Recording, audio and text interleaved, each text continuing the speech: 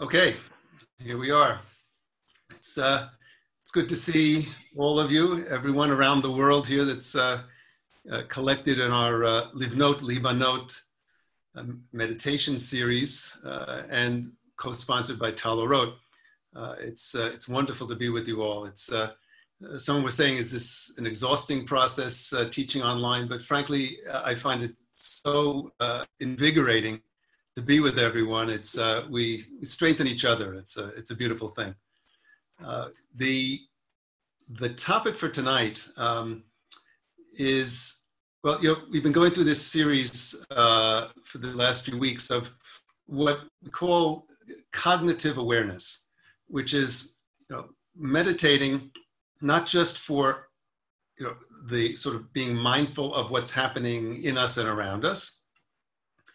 That's important. We start with that, but also going to a deeper level of the meaning of what's happening in us and around us. In other words, the cognitive awareness to process the significance of our experience, and particularly applying this to the most essential sort of existential principles of Torah. That's been our approach here, and it happens that this week.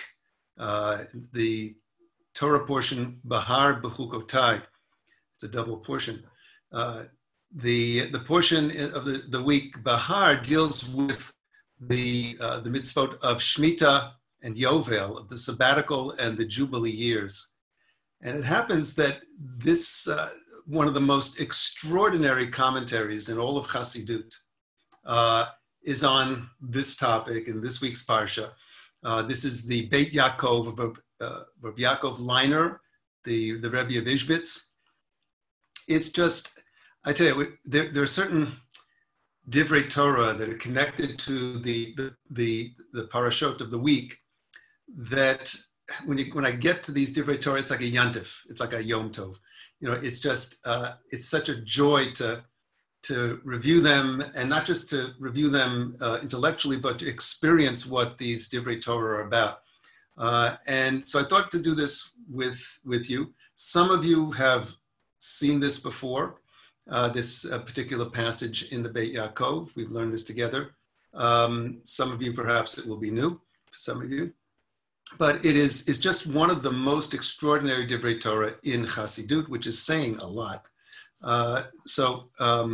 And I want to share this, and our goal here is not just to learn it, but to experience what Rabbi Yaakov Leiner is talking about here.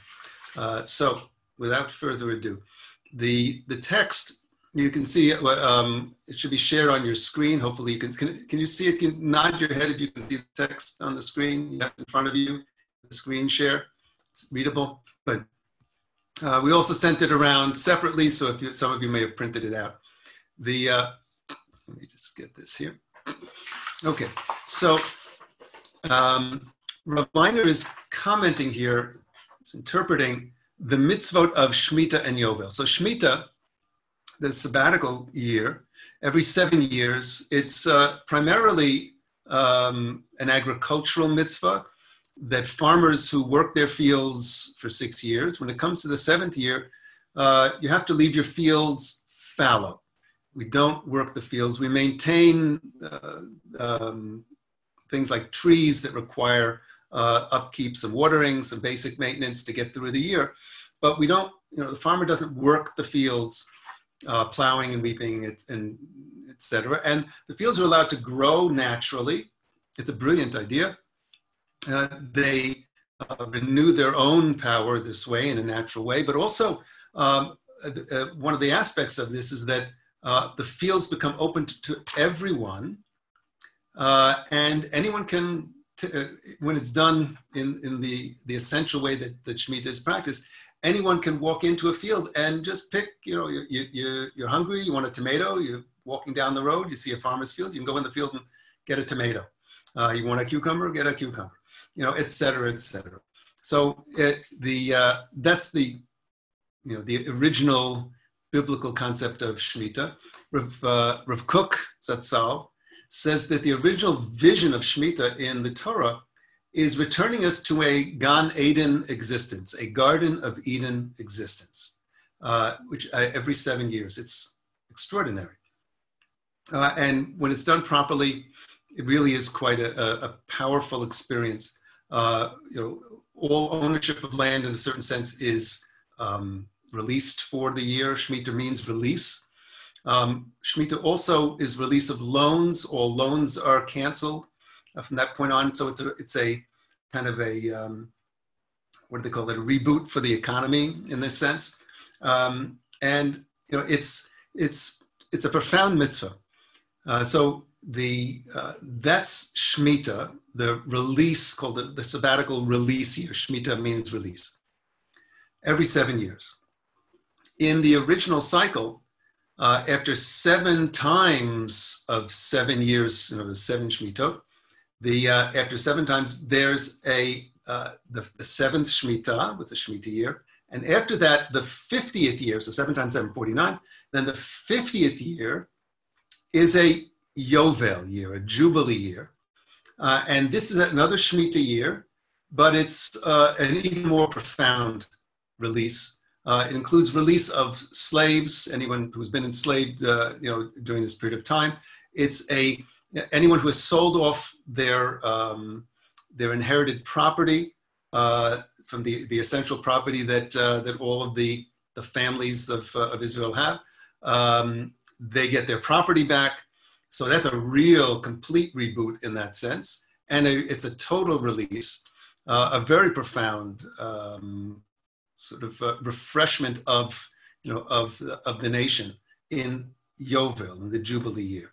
So you have these two mitzvot, and Rav Leiner now is, in the Beit Yaakov, is going to give an interpretation of this, which acknowledges the halachic context, and certainly all of that is understood here, but he also goes into the inner spiritual meaning of these two mitzvot and their relationship together in a way that I think is just breathtaking. And what we want to do is we'll learn this together, and then we want to experience what it is he's talking about. Okay, so here we go.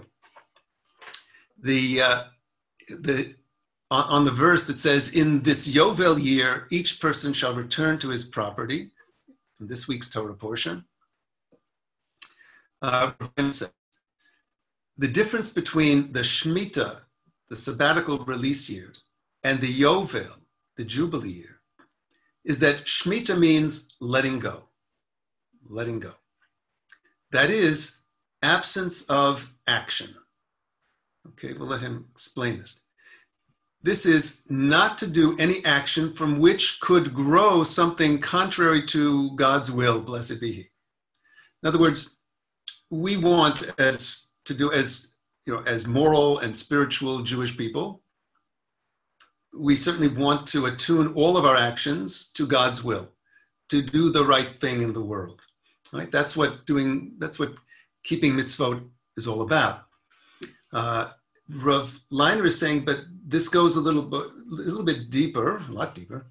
It's not just to do mitzvot that are listed in the Torah, 613 mitzvot. It's not just to do all of the rabbinic finesses and analyses and fine tweakings and nuances of these 613 mitzvot, of which there are thousands. All of that is still just a rough outline of what it means to follow God's will. To follow God's will is really in every situation that we're in to ask ourselves and ask God what God wants at this moment, what's the right thing to do, and to also be aware that whatever it is that we do, and applying all of our Torah knowledge to that, to find out what the right thing to do is, and that may take quite a lot of analysis to figure out in this particular situation, which are the mitzvot, which are the halachot that are they're applicable, but then also to do it in a way such that we're aware of also the consequences of our actions and the way we're doing it, so that not to do any action from which could grow something contrary to God's will at all. So it's to act properly according to God's will, and also with a sense of the consequences of our actions. This would be a very different world if people thought about that more carefully and clearly, thinking about things that are going on now in the world. If we were really to understand the consequences of our actions, this would be a much, much better world. Then he continues, fourth line on. Here we are, right there. Since there are many levels to this, he says, one must clarify 7 times 7. So there's so we have the 6 years in which we work in our normal way. The 7th year is a time of release, which means, thinking more deeply to attune ourselves to God's will. And there are many levels of this, and it's a profound spiritual process. One must clarify 7 times 7 and do this process over the course of 7 times 7 years. Of course, as we'll see, you don't have to wait for 49 years to do this. It's a process that can happen every day, as he'll say. After that, for every power of one's actions in their clarified state, one also delivers this power to God.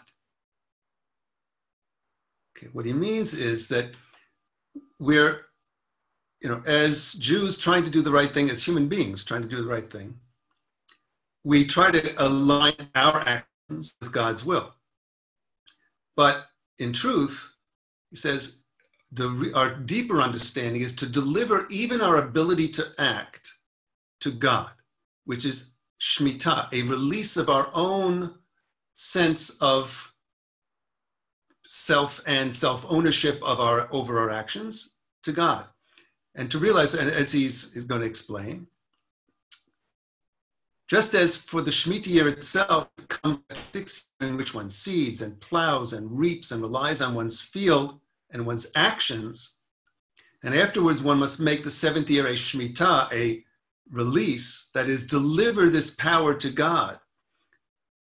Okay? To recognize that without God, blessed be He, there is no existence at all to one's actions.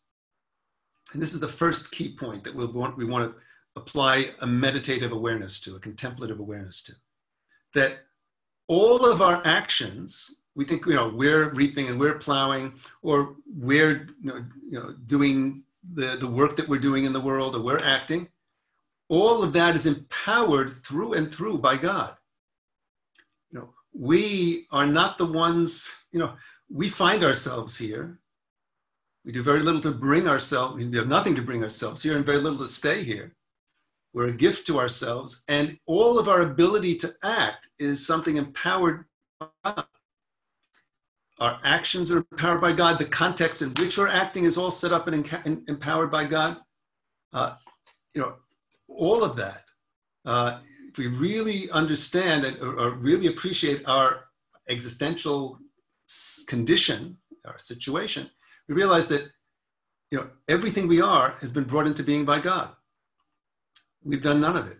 We're kind of riding this process, and everything that we do is empowered. And that's the deeper meaning of Shmitah, which is not just every 7 years, but every moment, to realize everything's empowered by God. Regarding this, he said, my father, this is the Meir Sendor. My father, my teacher, may the memory of a righteous be a blessing, said it corresponds to the quality that's mentioned in Pirkei Avot of what is mine is yours. Okay, which I think belongs to me really belongs to you, God, in his way of understanding this, which takes powerful strength. As it says, strong ones have power to do his word. I mean, to really realize that we are constructed through and through, and we haven't done the construction. Our bodies are made, we find ourselves with these bodies. We've done nothing to bring ourselves here. We find ourselves with our lives. We've done nothing to make this happen. And all of the qualities, of our bodies and our personalities, all of that is constructed.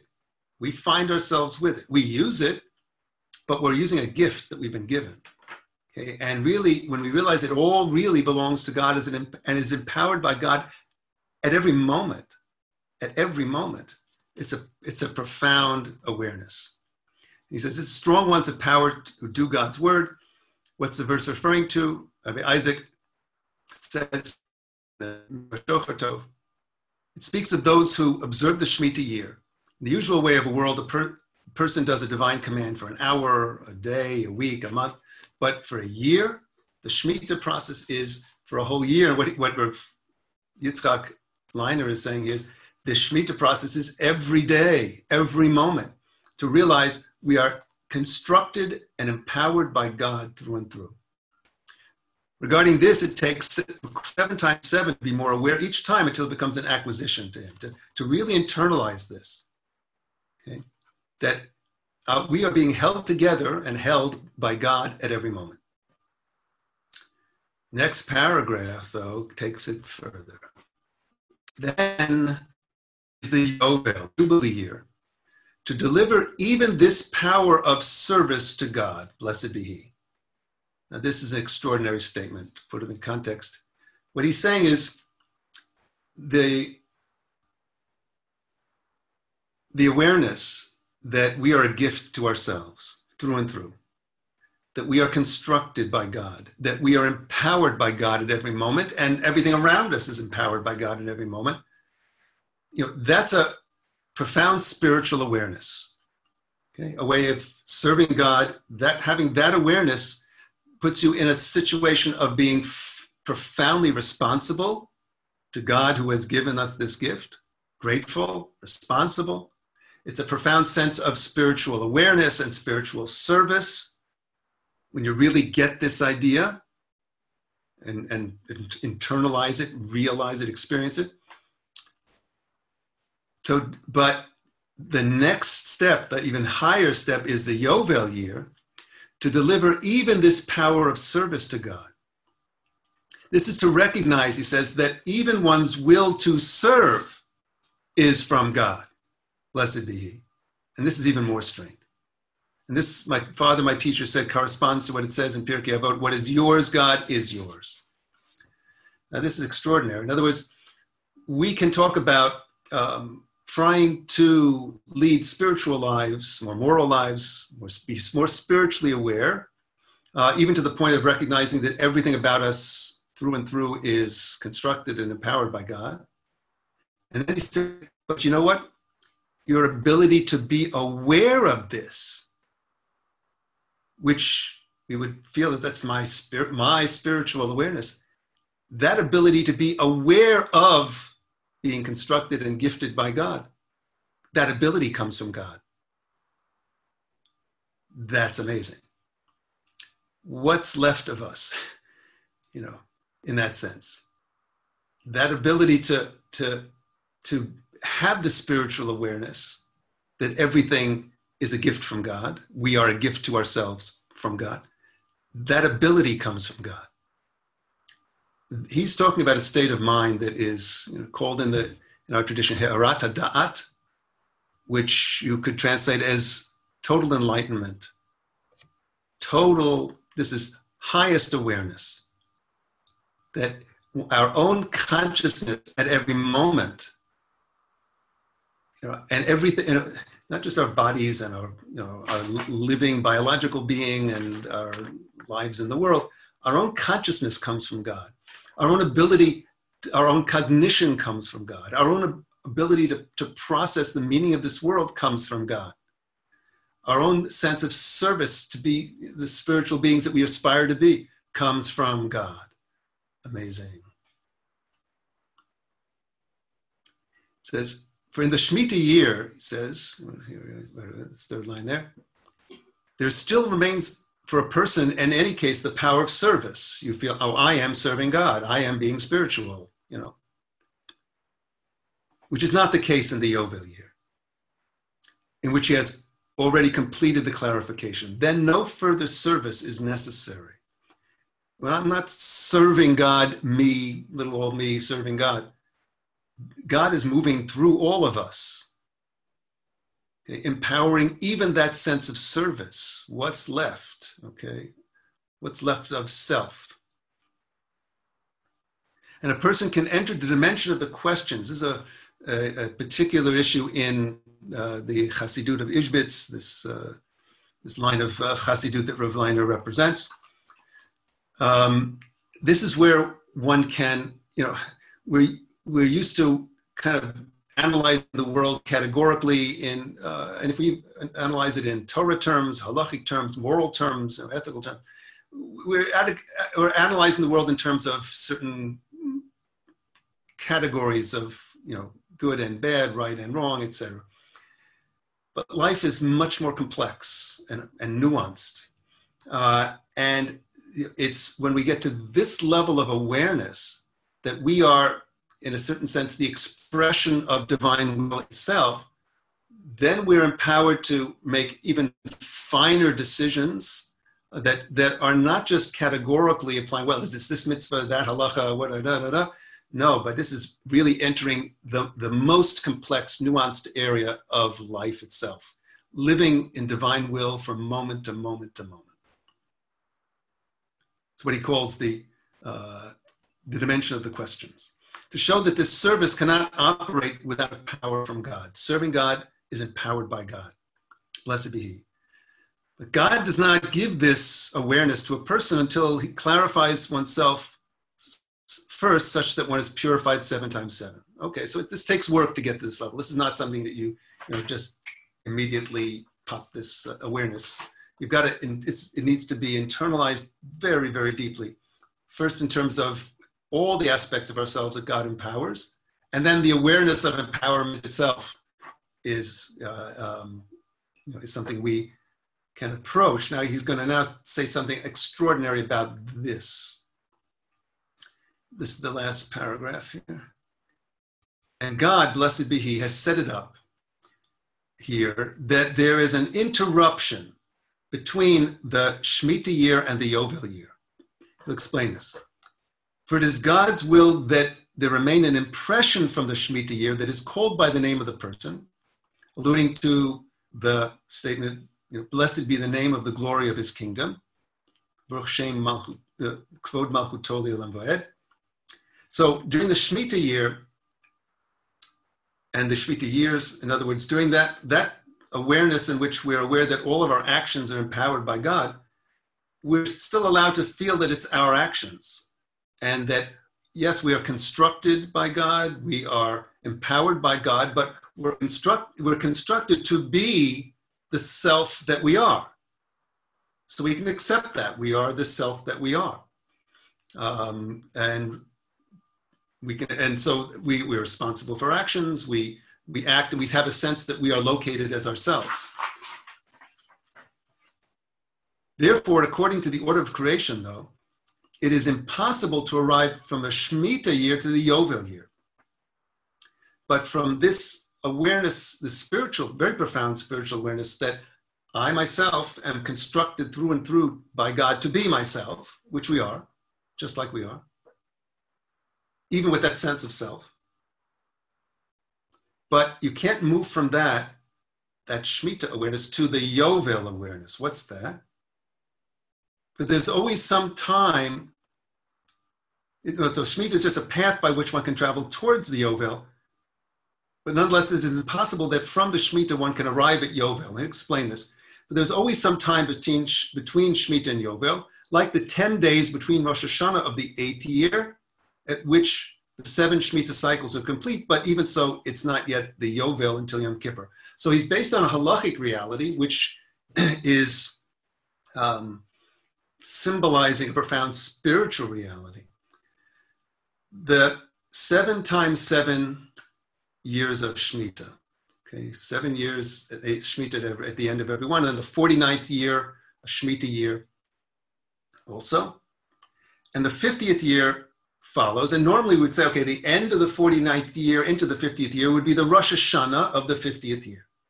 And we would expect that the 50th year begins at Rosh Hashanah, and that would be when the Yovel year begins. But the halakha throws us a bit of a curve here, more than a bit. The 49th year ends, it's a Shmitah year, it ends at Rosh Hashanah. And then there are 10 days of interval, an interruption. And the Yovel year only begins at Yom Kippur. Very interesting. And he has an understanding of what that means. It's a profound understanding. You can't get there from here. There's that interruption.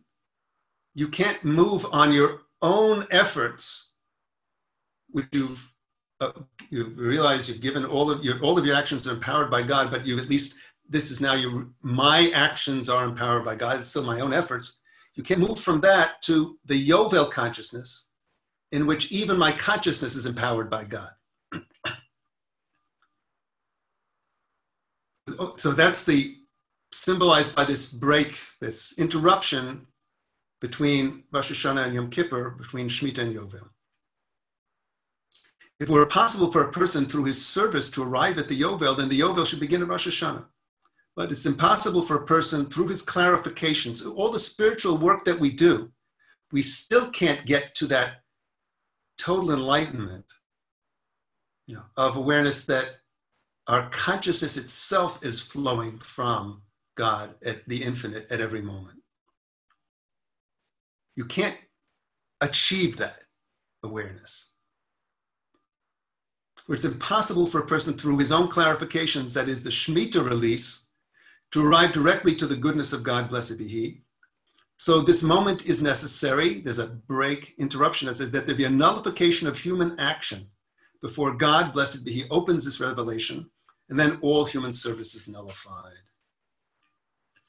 To really become aware that not only is God empowering all our actions, but God is empowering our consciousness of this sense that God is empowering all of our actions, and our consciousness itself is flowing from God at every instant. This means stopping action completely and letting that experience happen from God, happen of itself. It's not something we can attain. It's something that we, by letting go, it attains us in a certain sense. He gives the example of Shmitah and Yovel. He gives some other examples of this kind of interruption that's built into halakha. We could also, by the way, mention Sfirat HaOmer. We're in the midst of the Sfirat HaOmer. Interestingly, it's 7 times 7 weeks, 49 days, and then the 50th day is Shavuot. We count in Sfirat HaOmer 49 days, but when it comes to the 50th day, even though everything's leading up to that, we don't count it. It counts itself, just like he's talking about here. It's not an action that we do to acknowledge Shavuot. It acknowledges itself, so to speak. God acknowledges it through us. So similarly here.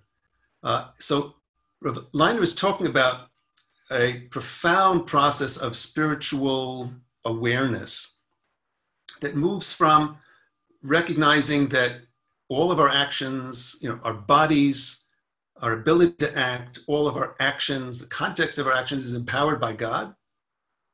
That's a first step in a meditation. And then to move from that to an even deeper level, to realize that even our consciousness of that and our appreciation of that is empowered by God. That sense of that there's anyone to serve God, that's empowered by God. Okay. It's a profound meditation. And now let's do it, okay? We've talked about it, but the issue here is not just to see this as a concept, but he's talking about real spiritual experience here. And not just for Shmitah, but for all time.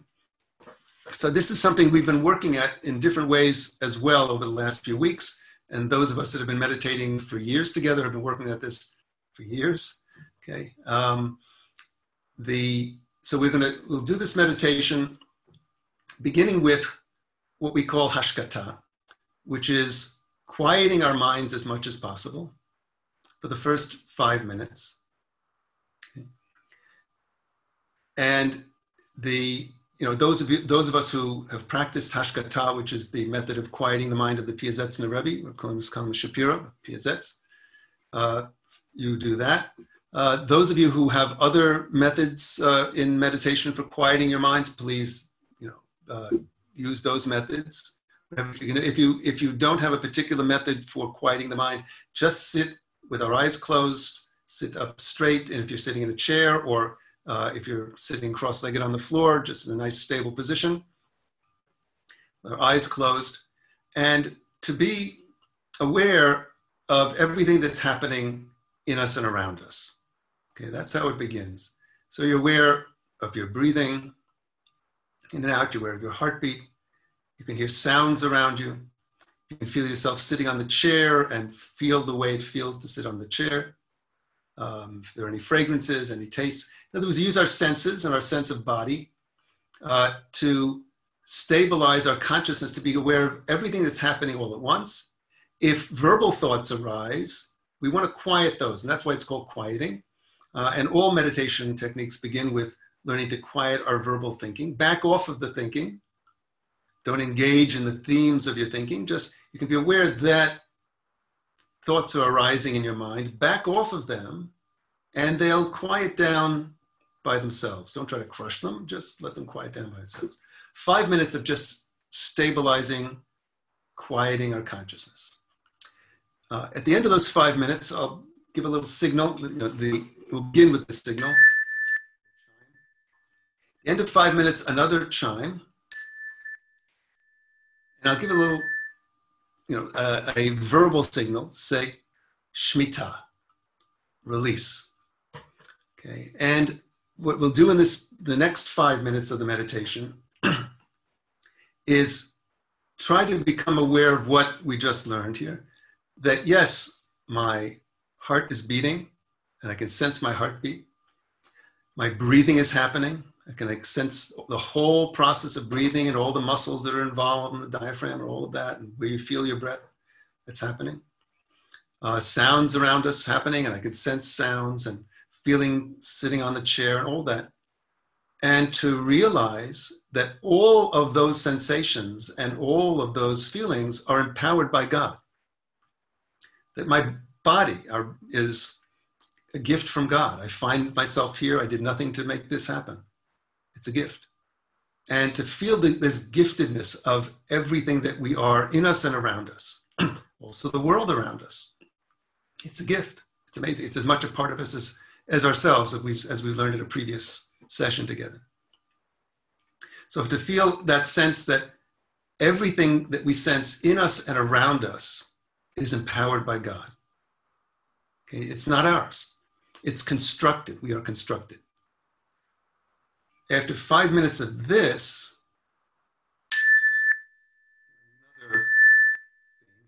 and with the verbal cue, Yovel, Jubilee. Okay. And this is to even quiet our minds further, to try to do this, to realize that even our mind is a gift, and that we are constructed to be just as we are, and we're held to be just as we are, and it's a gift, and we're not doing it. Even consciousness is this gift. And we'll dwell on that for about 5 minutes. To do that, you can't really, it's not an idea, it's not a concept.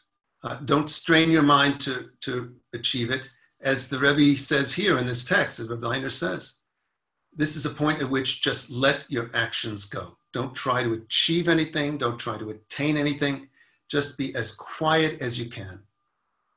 And the awareness itself may or may not, a flicker of that may come to us. It's becoming very, very quiet. After 5 minutes of that, do the best we can. You'll hear another bing, and that'll be a signal just to quiet down. And when you're ready, open our eyes. Okay?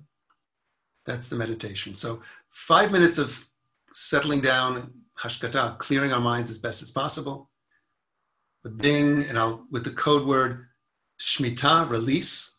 That's to be aware that that everything about us is empowered by God.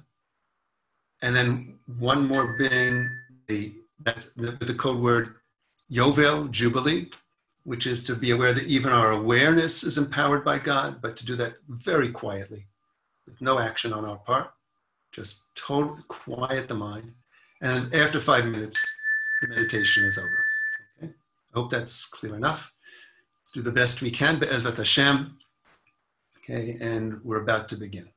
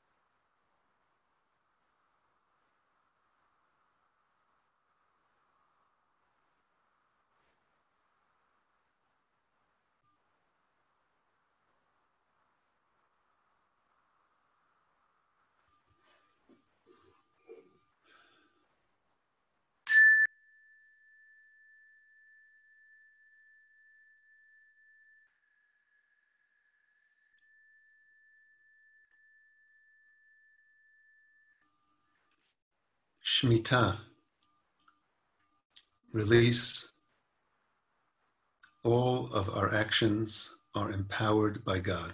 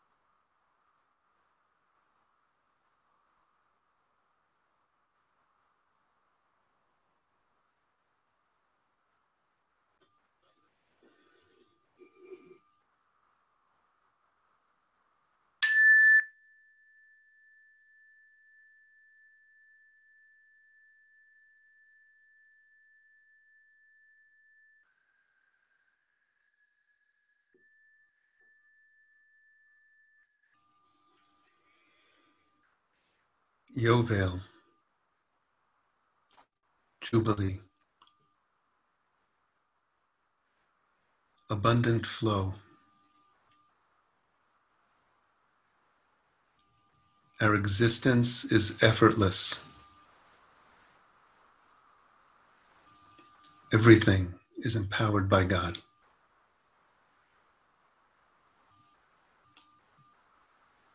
Our consciousness is effortless. Everything is a gift from God.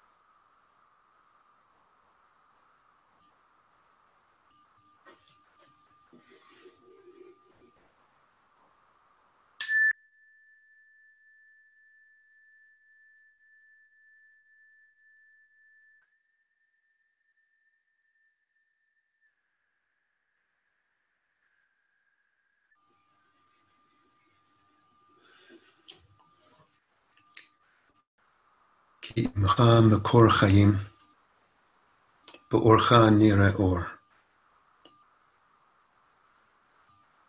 With you, God is the source of life. In your light, we see light.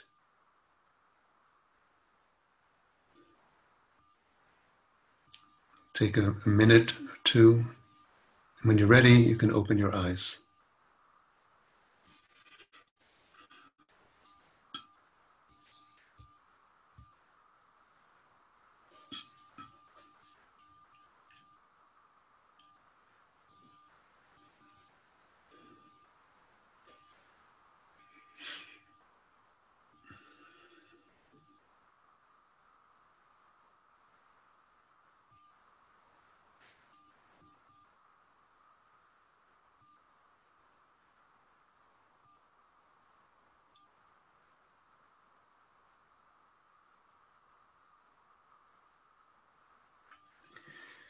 In this experience of this awareness that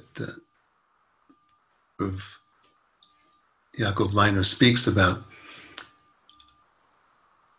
it's like a sense of, your whole being and consciousness floating in the infinite. Just as who we are, we're held, but it's effortless in an infinite context, Ein Sof, as the Kabbalists say. And it's an extraordinary awareness. It's something that you can certainly work at, and I recommend that it's an awareness within our meditation practice that we can all work at. If you do hashkata on several times a week, this is an appropriate thing to work at. This sense of being a gift, that we're here effortlessly and constantly refreshed, renewed at every moment. And this gives us a sense of deep assurance in life, also deep responsibility. Use this gift, deep gratefulness for this gift. But I recommend this meditation, very straightforward meditation, whenever you have the opportunity.